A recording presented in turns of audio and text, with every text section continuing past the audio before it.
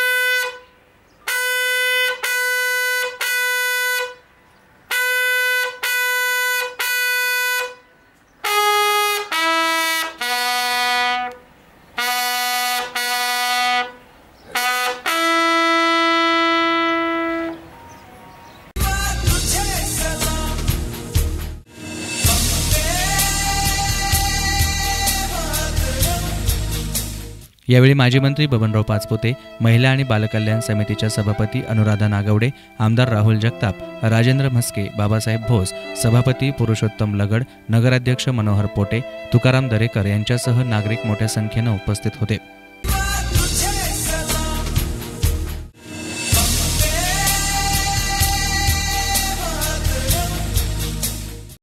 यामधून सावरण्याची शक्ती, बुद्धी आणि सामर्थ्य त्यांना द्यावं आणि राम शिंदे यांच्या आत्म्याला चिर शांती लाभावी अशा आपल्या सर्वांच्या वतीने अहमदनगर जिल्हा परिषद राष्ट्रीय काँग्रेस पक्ष याच्या वतीने भावपूर्ण श्रद्धांजली वाहते। देश सेवा करत असताना अपघाती मृत्यू या ठिकाणी मेजर राम शिंदे यांचा झालेला। खरं तर जन्म म्हटल्यावर कोणत्या अडथळा आणि म्हणून जन्माला आलेल्या प्रत्येक मनुष्याला त्या ठिकाणी या जगातून जायचंच आहे। पण जात असताना मेजर राम शिंदे यांनी